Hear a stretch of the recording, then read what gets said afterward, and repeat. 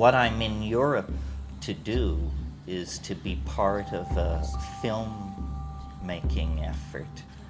And I want to describe the project to you a little bit, simply because it's what's on my mind, naturally.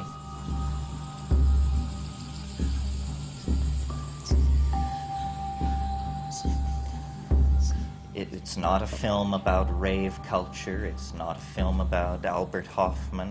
It's not a film about body piercing or any of these things that great films need to be done about and have been done about. It's about one of your local heroes who is a great hero of mine. And I'm talking about Frederick V, Elector Palatine, Prince of Heidelberg, King of Bohemia, who was not content to sit back and let things happen, but was willing to launch a grand alchemical dream of a reformation of human society.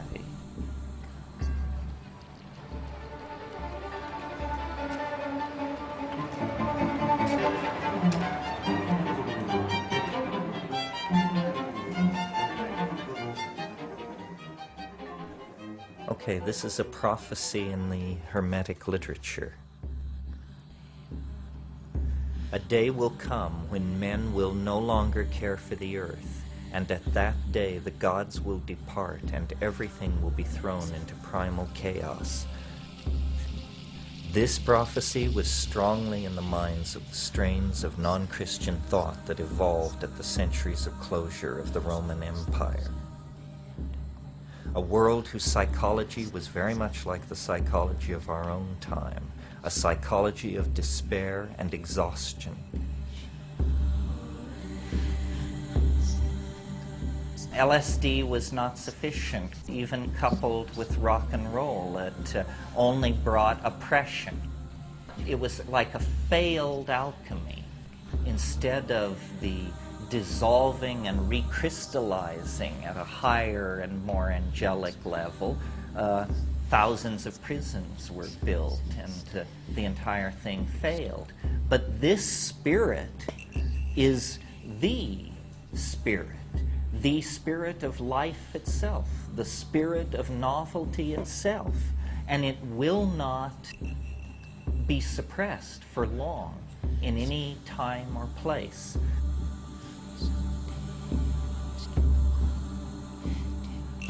So now again, it comes. It's a spirit of dissent that says we will not serve the values of materialism, the values of the ego, and the values that separate and break down the community.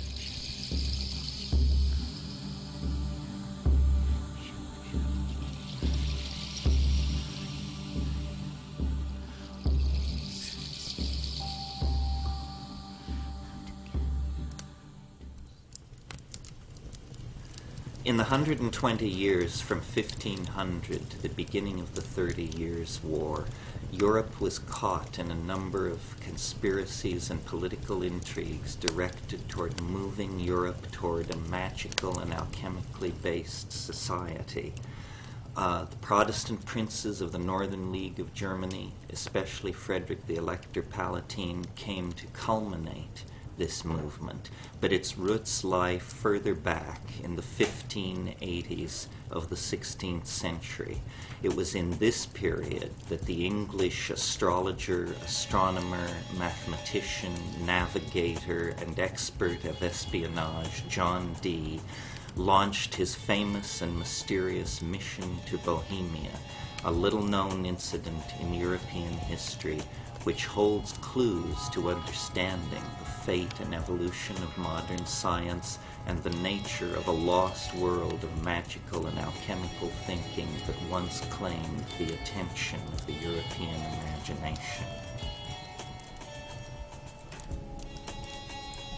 John Dee, the greatest mind of the Elizabethan era, friend of Queen Elizabeth, colleague of Sir Philip Sidney, converser with angels, mathematician par excellence, determined, under the influence of the mysterious Edward Kelly, that he was to be the center of an alchemical renaissance and a secret society that would lay the groundwork for the continuation of the dream of Astrea, the dream built around the Elizabethan Queen Elizabeth I.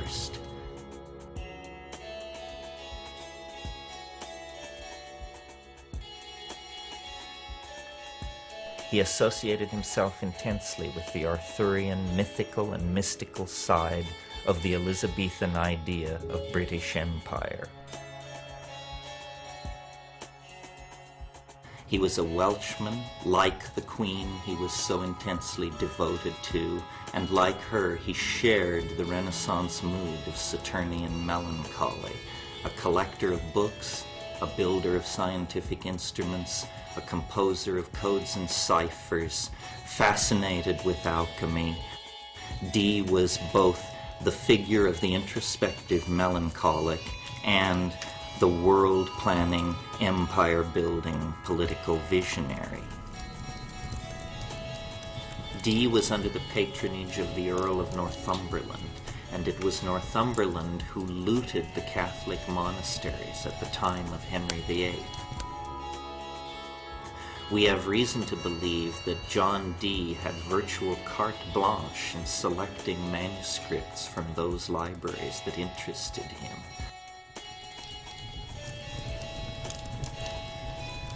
Not only was Dee a scholar of the classics and the magical past, but he was an intimate friend with some of the great movers and shakers of his own time, particularly Sir Philip Sidney and the entire coterie of poets and artists who had gathered themselves around Elizabeth, Astrea, to celebrate her reign and to make of her the paradigmatic sovereign of Europe that Dee believed led the way toward the establishing of a universal alchemical monarchy. It was essentially a poetic enterprise, as alchemy always is. Merlin, in the Arthurian legends, has come down to us basically disguised as John Dee. The image we have of Merlin is Dee's image. So Dee possessed an enormous power over the imagination of his contemporaries. They were in awe of his learning.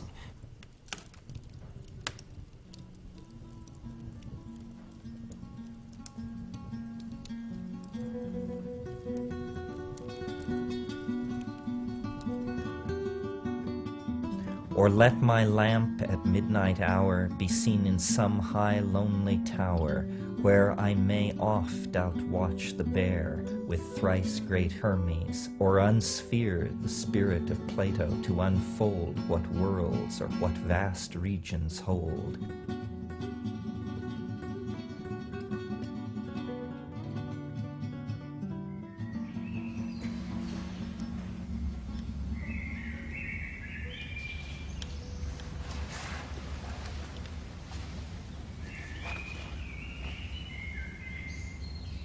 Perhaps we are the naive ones. Perhaps we too quickly assumed that we had understood all there was to know about matter.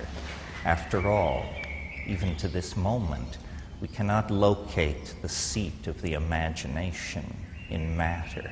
We cannot trace the evolution of a human thought or hope in matter.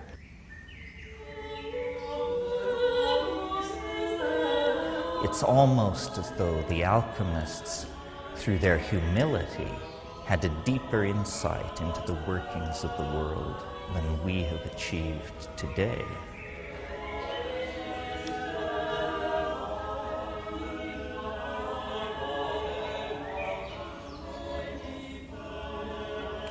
The transformation of matter into a universal panacea for the redemption of mankind.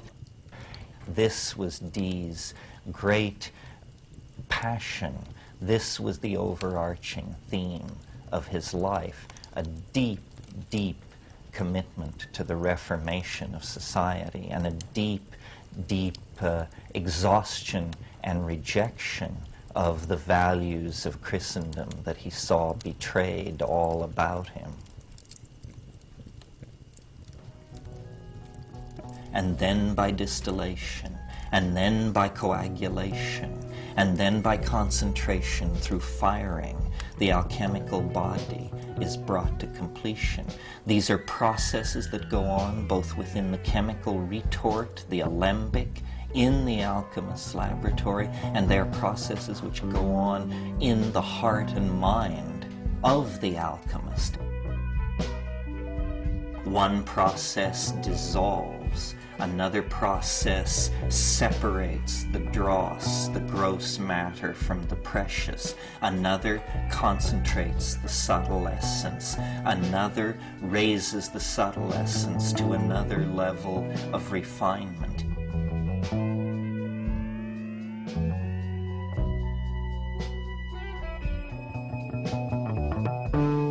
And over time, the great friend of the alchemist, this process of rarefaction and growth, both metallic and psychological, both internal and external, both personal and impersonal, proceeds and feeds upon itself, and eventually, not through any logic discernible to the scientific mind, there is a kind of miracle, the production of the stone, the union of spirit and matter, the fusion of these two contradictory aspects of the universe into a new and third thing, the quintessence, the rubedo, the lapis philosophorum, the aqua vitae, the nostre lapis philosophorum divici.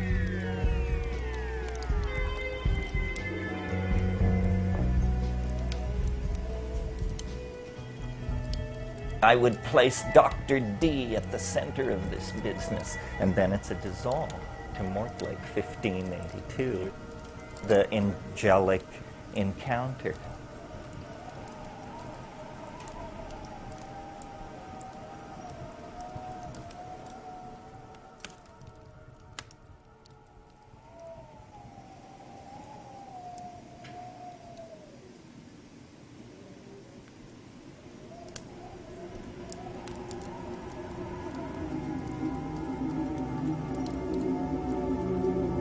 All you that fain philosophers would be, and night and day in Gelber's kitchen broil, wasting the chips of ancient Hermes' tree, weaning to turn them to a precious oil. The more you work, the more you lose and spoil. To you I say, how learned soe'er you be, go burn your books and come and learn of me. He was unusually susceptible to the claims of Edward Kelly, who came to Dee with two bona fides, a mysterious book written in hieroglyphics and a red powder which he claimed to be a partially completed approach to the alchemical elixir. With these two bits of evidence in hand, Dee fell fully under the spell of Kelly and his scrying ability. And communing with spirits and entities discerned within, he was at last obtaining entrance into the angelic realms he had so long sought.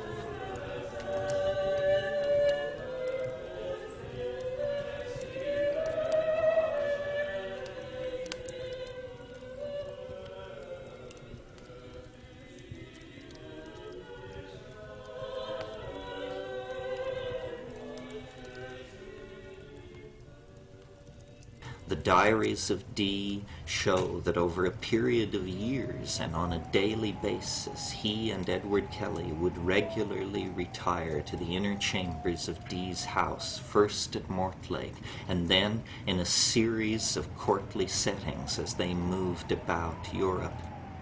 And in these seances, in these settings, a vast cast of angels and voices passed in parade, always egging our protagonists deeper into the Rosicrucian Enlightenment and the political dispensation that they sought.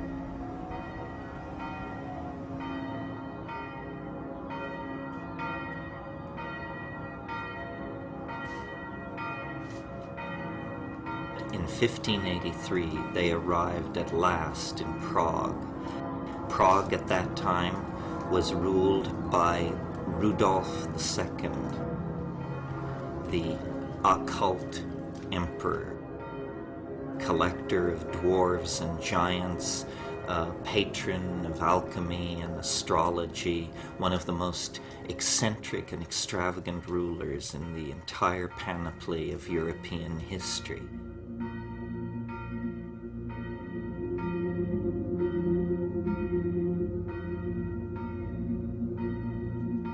And it was to Rudolf, and it was to the people around Rudolf, and the emperor's private secretary, Count Palatine Michael Meyer, it was to these established and renowned alchemists that Dee brought his plan and drew them forward toward the idea of an alchemical reformation.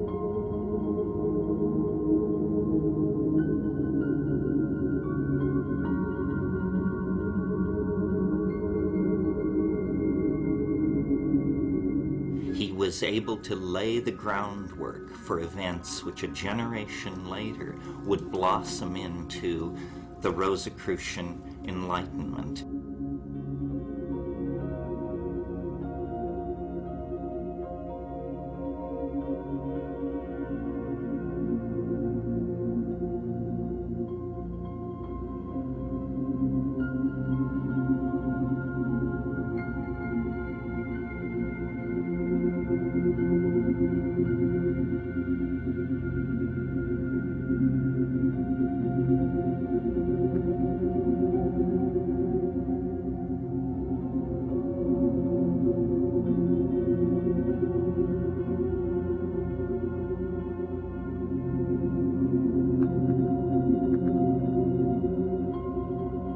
The whole of the cosmos is reflected in the mystery of man and woman, the mystery of the human mind-body interface.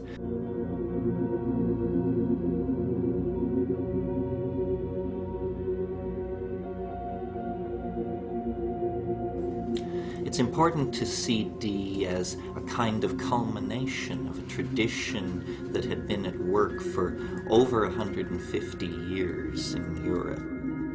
The use of astrology, numerology, Hebrew Kabbalah, and the doctrine of signatures to produce a magical theory of nature and man's place in it can be traced to a generation before Dee.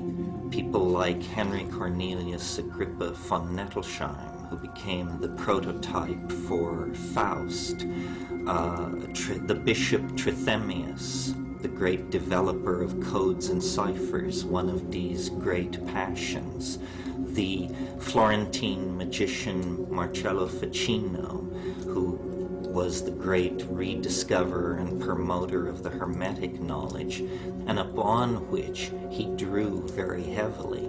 But he took their work and added the dimension of the idea of an angelic intercession into politics of the time, essentially in support of the values of the young Queen Elizabeth and her Astrea reign.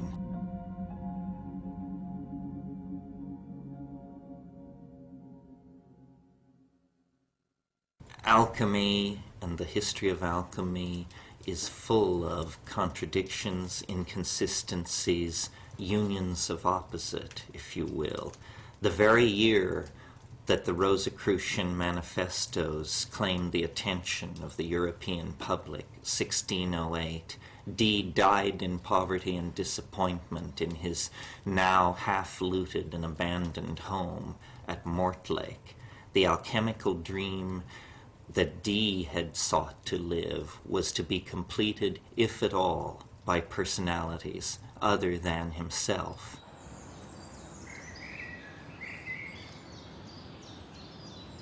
Our revels now are ended. These are actors, as I foretold you, but all spirits are melted into air, into thin air.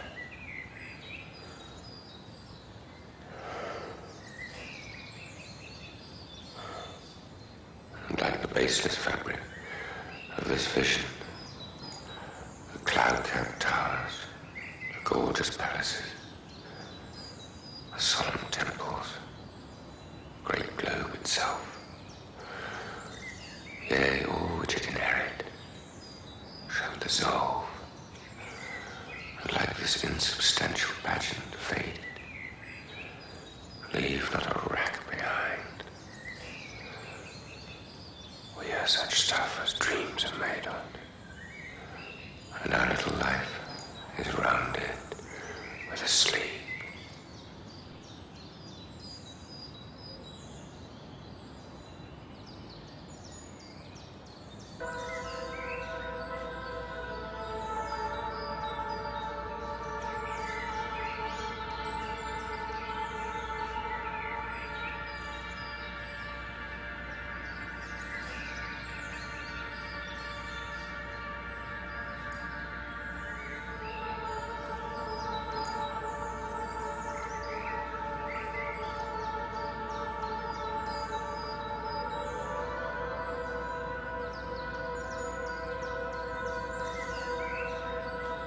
Frederick the Elector, the fifth Palatine Prince of Heidelberg, 16 years old, was betrothed by an arranged marriage to Elizabeth Stuart of England, the daughter of James I, the great-granddaughter of Henry VIII of England.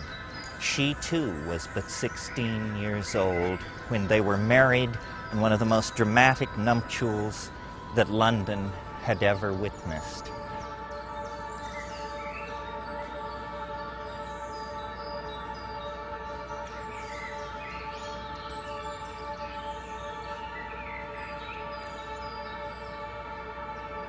Frederick had come to England to claim his queen, accompanied by courtiers, alchemists, and his advisor Christian von Anhalt, an alchemical dreamer who saw in the marriage of the young couple the opportunity for the establishment of a Protestant alchemical kingdom in Central Europe.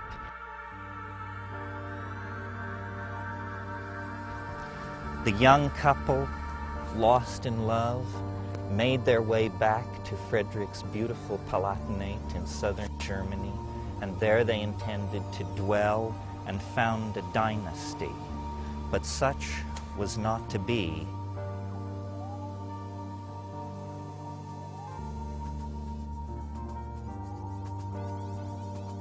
And they were the center of a movement of alchemical reformation and revolution, of spiritual freedom, and to my mind, a very sort of psychedelic world.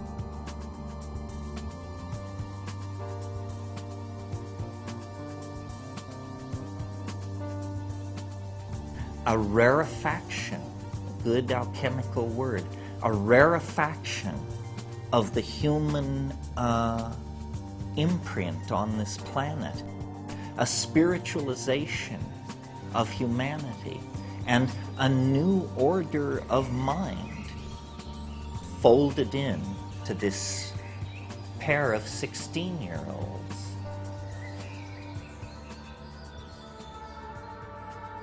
So to take an incident like the career of Frederick the Elector Palatine of Heidelberg and his bride, and make of it a kind of exemplar, a parable, a myth, if you will, the myth of the alchemical marriage, a myth that takes innocence and naivete and belief in the power of ideas to make a new world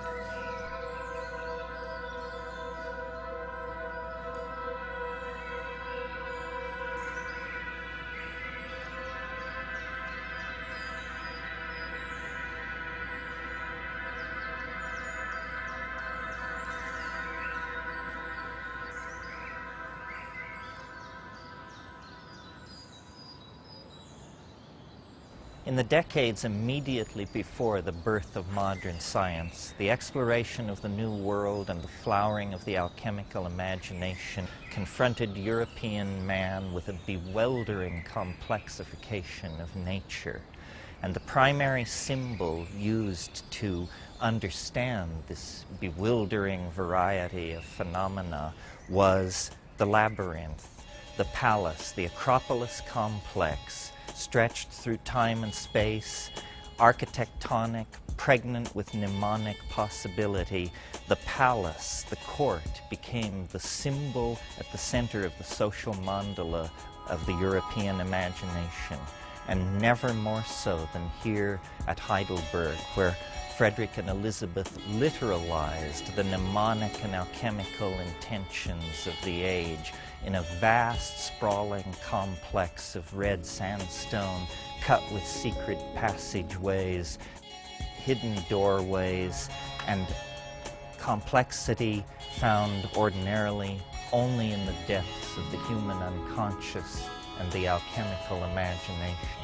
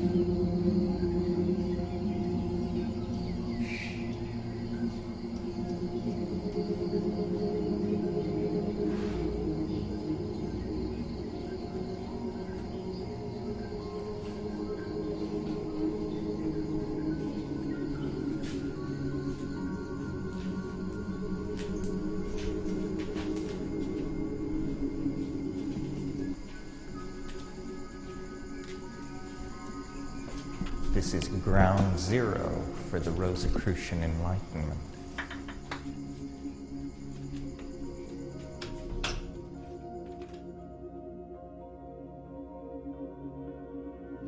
Standing here in the alchemical laboratory of the palace in Heidelberg, we are essentially at the center of the alchemical hopes of the Rosicrucian Enlightenment.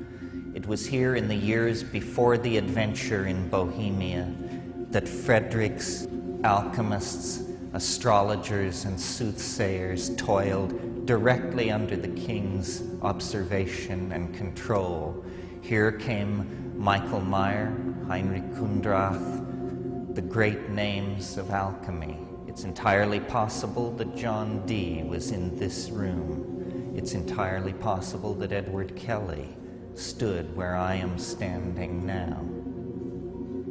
It's almost impossible to conceive of the hopes and the fantasies and the labors and the dreams that have been generated by and are centered on this room and the objects in it. This is the last alchemical laboratory in the world to fully function before the rise of modern science.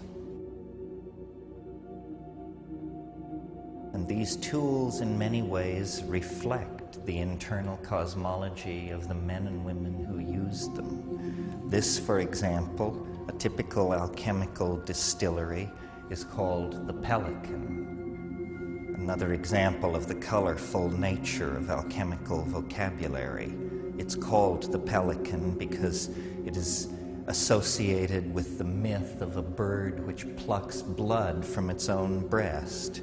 The prima materia, feces, black coal, charcoal, salt niter, heated in here, brought to a high temperature, a fevered caloric state, rises into the higher empyreum of the vessel, and there, rarefied, it condenses, liquefies, and flows down into the cooler domain of the child of the pelican. Here the essence is collected, the quintessence, and always the hope was that the next experiment, the next combination of materials would yield the elixir vitae, the lapis philosophorum, the completion that the alchemist sought. And so all this fantastic apparatus that we see around us is really not so much in the service of channeling liquids, gases, but in the service of channeling spirit out of matter and into the higher realms, where it then can be refluxed, recondensed, and the lapis philosophorum, the stone of the philosophers, the central mystery, brought to completion.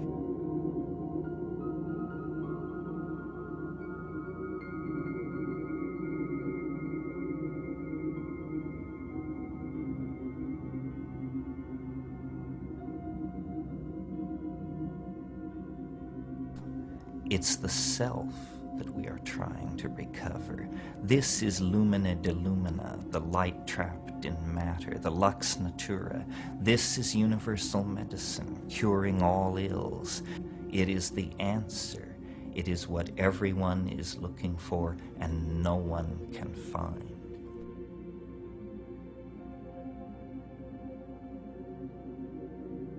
And so the alchemist toiled over the centuries, the torment of the sulfur, the torment of the cinnabar, the search for the triumphant chariot of antinomy, the search for the quintessential essence that represented the union of all the world that the alchemists saw around them.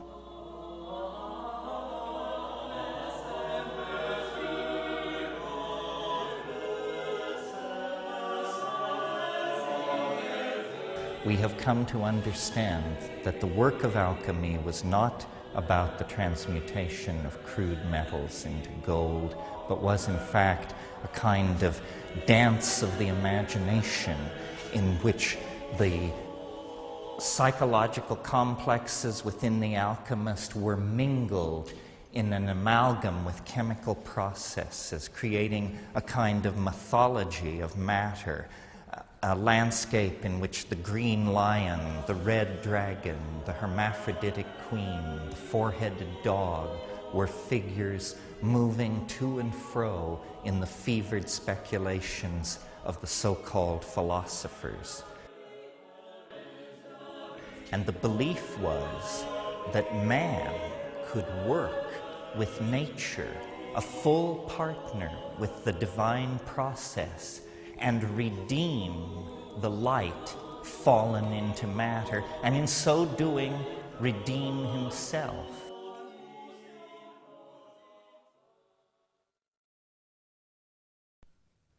The alchemical philosophers were living in a waking dream, and many of their recipes were designed to wipe out the boundaries between waking and sleeping.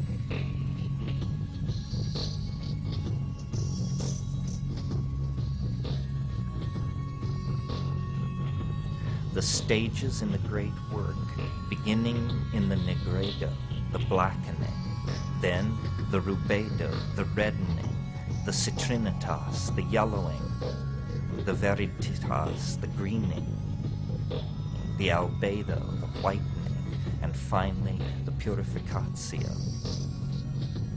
So at each stage there are substages of dissolutio et coagulatio. It's a melting and a recasting and a purifying of psychic contents. Images are full of ravening beasts, incestuous mother-son pairs, brother-sister pairs, hermaphrodites. All taboos are broken. This stuff just boils up from the unconscious, then is sublimed through the stages and is somehow fixed. And this fixing is the culmination of alchemy. If you bring off this trick, then you possess our stone, the philosopher's stone, the lapis, the Sophic hydrolith of the wise.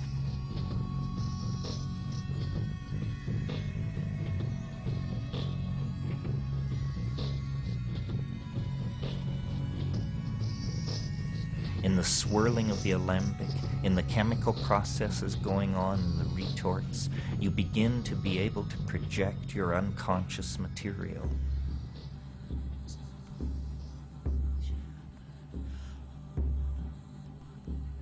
We are never really able, except in the psychedelic state, to transcend the belief in the inner world and the outer world as being somehow separate.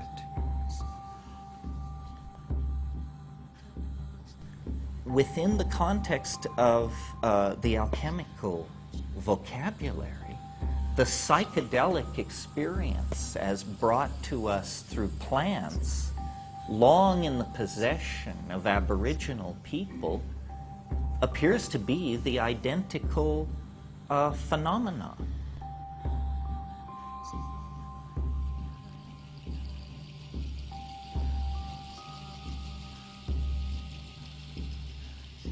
And the plants lift the imprisoning structures of the ego, and the ego flows out into the world.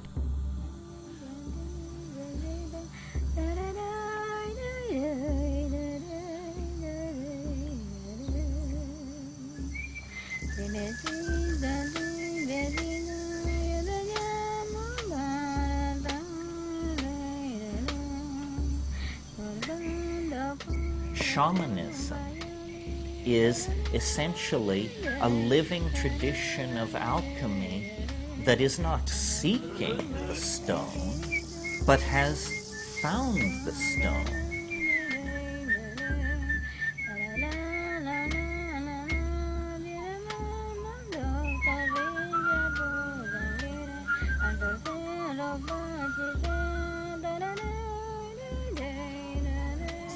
The shamans of the Amazon have attained a sufficient sophistication to explicitly understand that the vessel of alchemical transformation is the body and the head of the experience.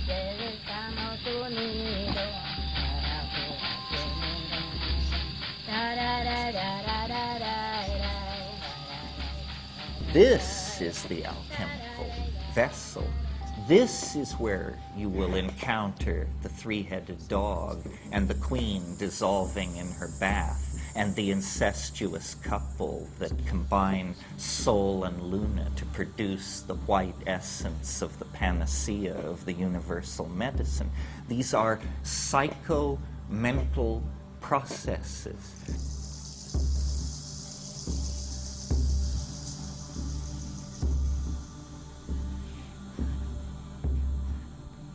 Nature is a great distillery of complexity, alchemical gold, novelty, connection.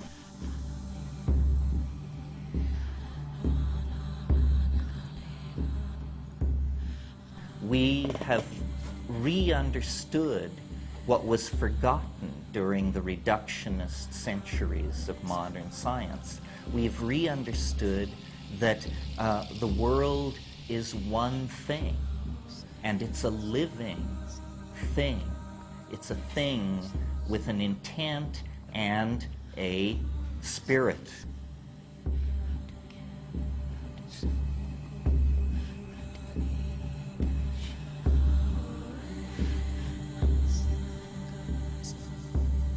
And rational analysis tells us that matter is simply atoms flinging themselves through space, obedient to certain mathematical laws that are invariant.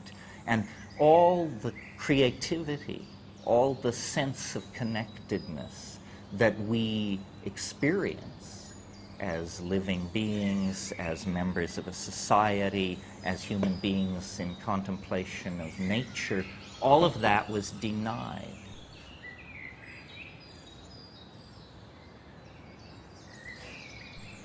And it reaches its ultimate culmination in a statement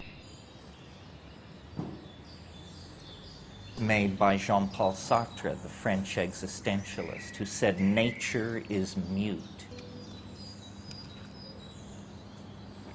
You understand what I mean? Nature gives no clue, he tells you. Man is alone in the cosmos with his complexes and his obsessions. He confers meaning. I reject this. I think the entire message of the psychedelic experience, which is that nature seeks to communicate. All being is pregnant with language. All reality wants to include the human side of nature in its ongoing intent. One of the most famous of all alchemical axioms is "as above, so below," meaning always that in every small part of reality there is a tiny reflection of the great overstructure of reality. And in the largest structures are hidden the secrets of the smallest, and vice versa.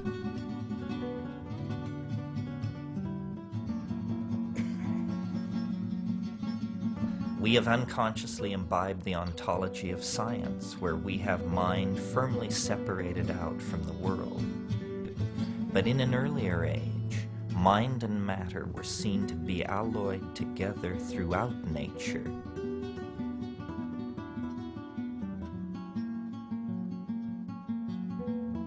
And I think it's very interesting that at this very high-tech moment in our adventure, the plants return and almost stand before us as a beacon and a promise. They stand for absolute Tao.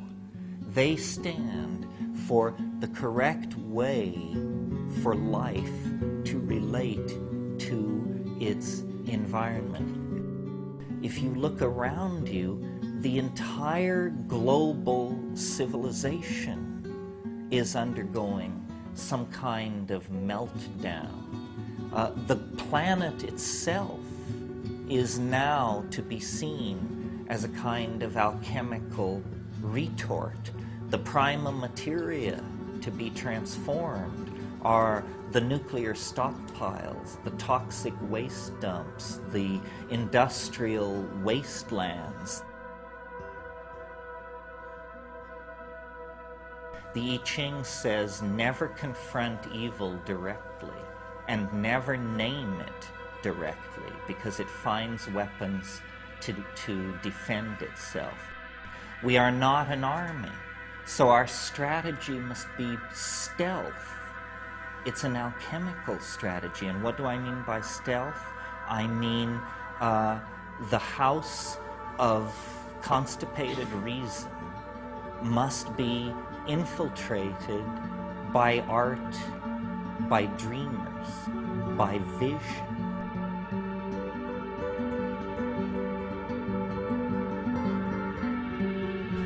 Find the others. Find the others, and then you will know what to do.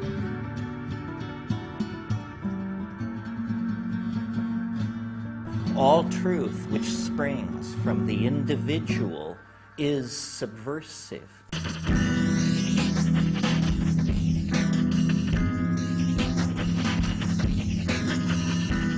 Find the others, and then, using this technology, which was designed to keep track of us, to pick our pockets, and to sell us junk we don't want, use this technology to produce art, massive amounts of subversive art.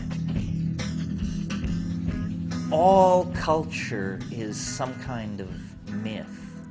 All cultural stories, then, have a psychic dynamic to them.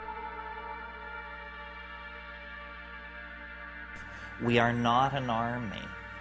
This is what Frederick didn't understand. He was a king, but he was not an army. Frederick, the elector, was one of 7 electors, 7 German princes whose combined vote could choose a new emperor. The politics of the situation were not lost on Christian von Anhalt and other alchemical advisors close to the young prince.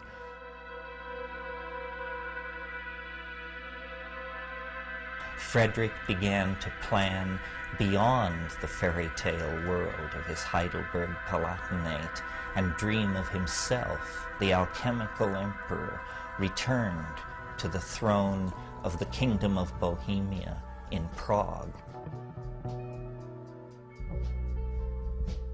And in the winter of 1618, I believe, moved with his bride and his court, all these alchemists, magicians, casters of horoscopes, herbalists, visionaries, moved the entire court from Heidelberg to Prague to create an alchemical reformation that had been hatched in the mind of the English alchemist and mathematician John Dee.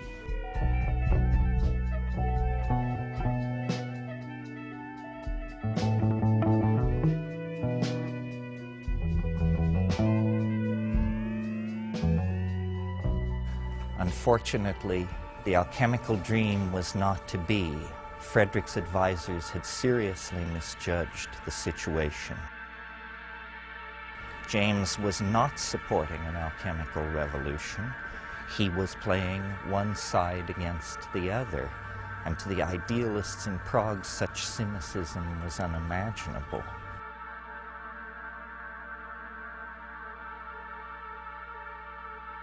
The Habsburgs back in Madrid quickly got wind of what was going on and laid siege to Prague.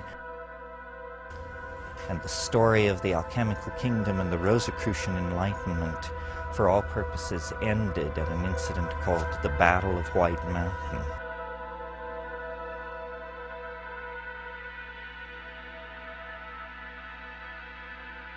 And Elizabeth fled to the Netherlands with her children. Frederick was defeated at the Battle of the White Mountain.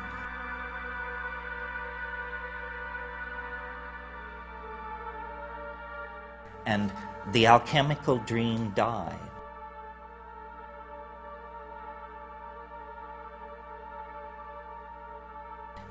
And this was really, in some sense, the beginning of the 30 Years' War. And as you know, going into the 30 Years' War, Europe was a place of popes and kings. At the end of the 30 Years' War, it was a place ruled by parliaments and peoples, and the entire medieval world was swept away.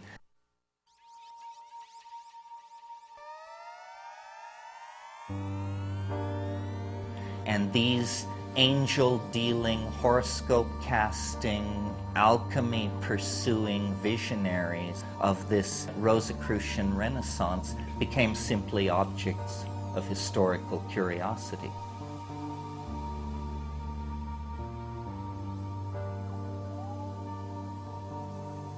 But there was an unbroken thread that, however thinly drawn, persists right up to the present moment.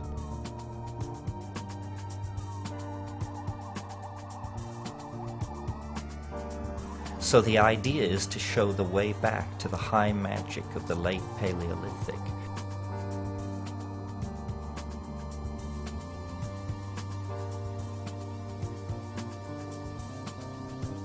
I think that what we want to do is make our way back to the alchemical garden. That's where our roots are. That's where meaning is.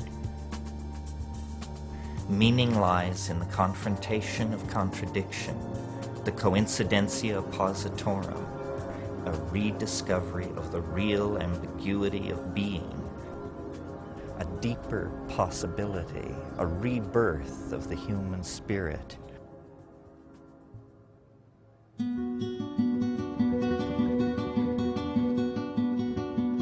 In their way, Frederick and Elizabeth were acting out the dream of Camelot.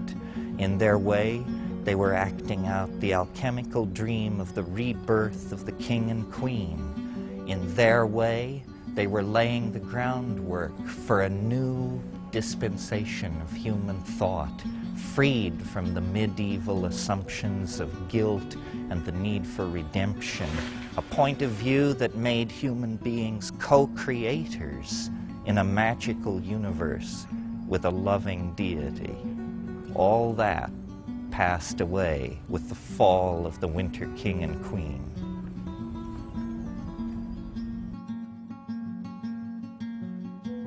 Well, until recently, I thought that that was the end of the story, but there is a coda that is amusing, if nothing else.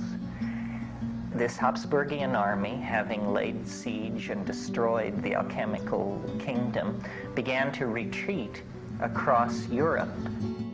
In that Habsburgian army, there was a young soldier of fortune, only 19 years old, still wet behind the ears, happily soldiering and wenching his way around Europe, and his name was René Descartes.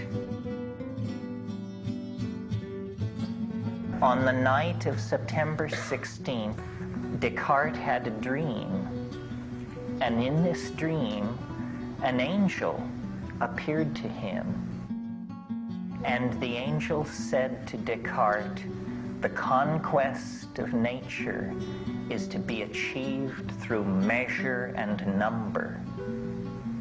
And that revelation lay the basis for modern science. It's the alchemical angel, which will not die. It returns again and again to guide the destinies of nations and peoples toward an unimaginable conclusion.